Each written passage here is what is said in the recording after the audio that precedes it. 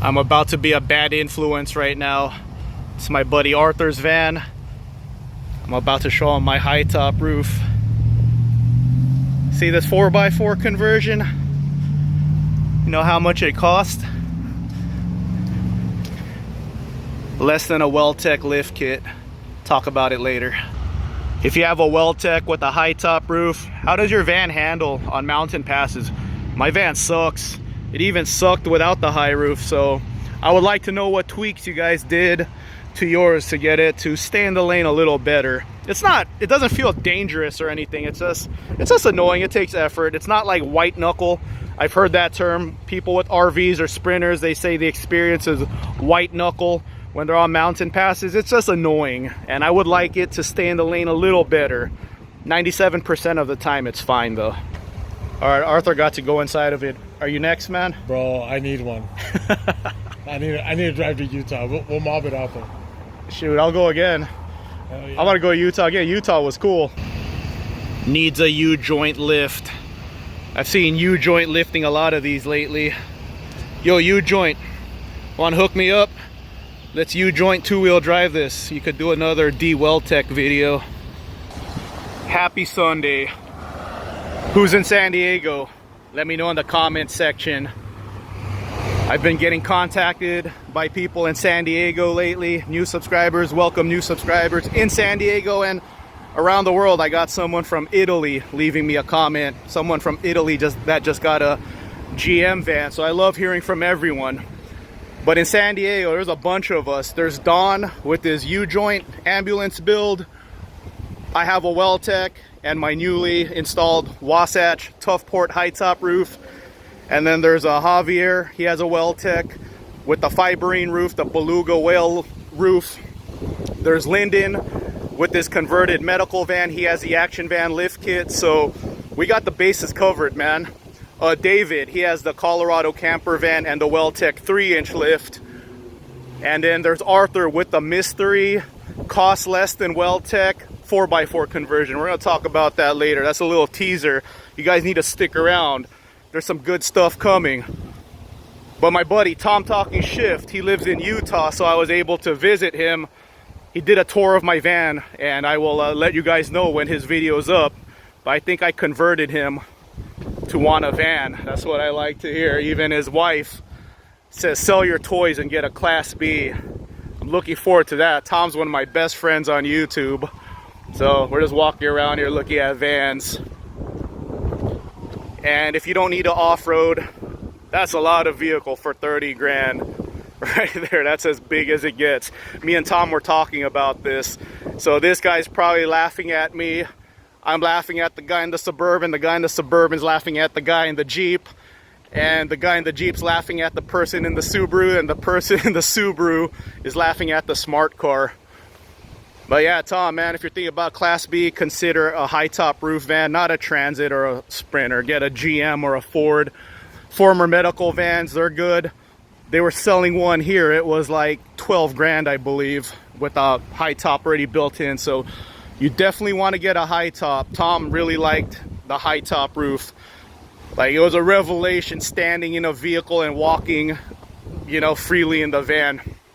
So yeah, let me know who wants to do a San Diego meet. Tom has 2 Suburbans and he's thinking about going van.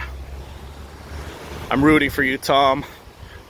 So I'm just waiting until June 1st to see if I still have a job. And if I do, I'm making an offer for this car. I talk about it a lot. It's 12 grand right now. They want way too much for it. I'll offer 5 cash and then I'll budge at 7. I really want this car, but I need a job first. And if I get laid off June 1st, I'm packing up my van and hitting the road, going camping. There's a Nissan NV right there with the high top roof. I believe that's the 5.6. Good engine. 4.0 is a good engine too. So here we go, Tom. I think this was 15 grand. I already looked at it. Yep, $15,000. And it does have the 5.6 V8. There you go. High top already built in. 15 grand. I just paid like 8,800 for my high top roof. So it's always good to get the cost built in. So if you could get a van that already has a high top roof there, that's the way you want to go. I'm with my buddy Tom Talking Shift. We're doing a collab here. I made a video talking about if you're done messing around and you want space, you're into camping, just get a van already. Don't mess around with the SUV. His feelings are not hurt. I'm saying this because I think he wants a van now. So I told him let's paint a picture here. So Primitive measuring here. I got some trim pieces here, right? There you go. We got one trim piece height of just height for stuff. And then you take it to. Let's take it to the van. Yeah. So pretend the high top roof's not here. There you go. Without the high top, you're looking at another foot at least. Yeah. So there you go. Because the Suburban has the tunnel for all the driving. The van has it's a flat load floor.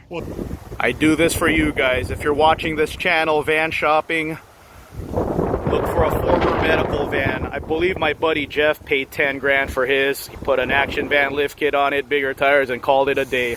That's it. He might re-gear it and put a locker. Lyndon did the same thing. Don't know how much Lyndon paid for his medical van, but they both got former medical vans, high top built in, and put an action van lift on theirs.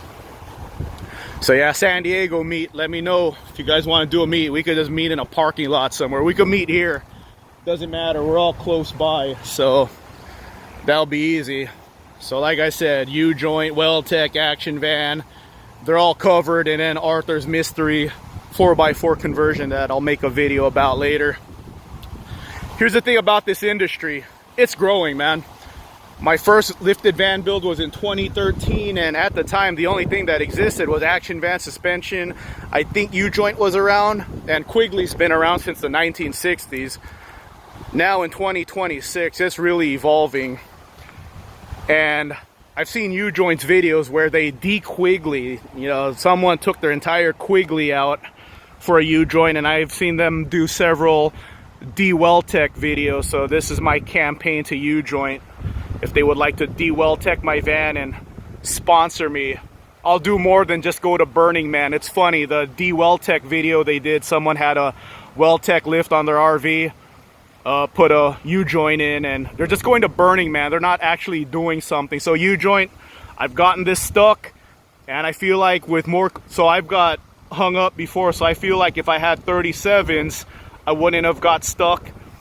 So yeah, I got a bunch of footage. So U-joint, man, I'll put your lift to the test, your 4x4 conversion to the test. Well, I'll start off with two-wheel drive first, see if I don't get hung up where the WeldTec has got hung up. Of course, it should do better on 37s, bigger tires. That's a lot more lift than running the 33s I have now. But I've always said it, WeldTec and action van are fine. You know, I even talked to a guy today. He has the Ford Parts 1 and he's loving it. Ford Parts 1 2-inch spacer lift on 265s. He's been running it for 4 years and he's happy. It's all on your budget.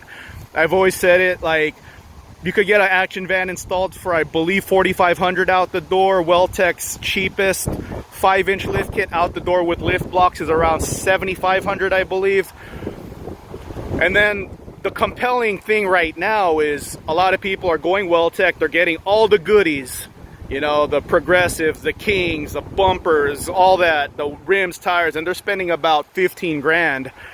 Now you go with U-joint's two-wheel drive lift kit, it's 13,500, I believe, and 20 grand installed. So you're about 5 grand away.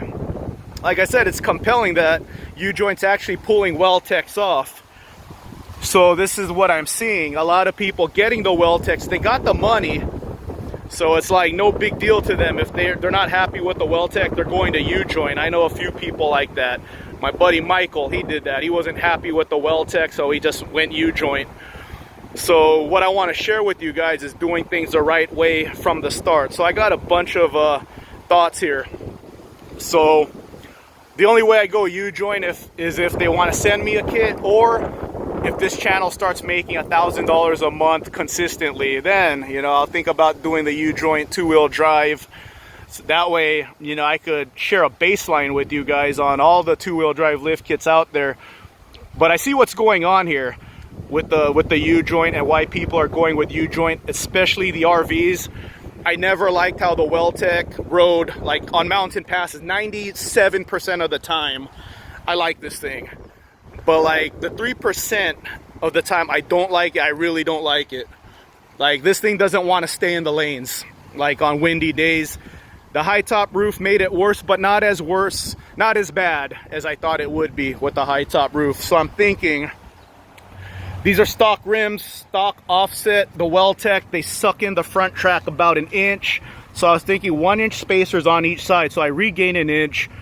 And then if I do an inch on each side, I'm actually an inch wider than stock. So I was thinking about that, getting the ball joints, the wheel bearings, all the stuff I need redone, because this ain't a fad for me. This de-weldtec lift kit has been in my van for 5 years now. I'm not one of those guys that say de-weldtec best lift kit ever, and then it's on sale, you know, on a YouTube video a year later.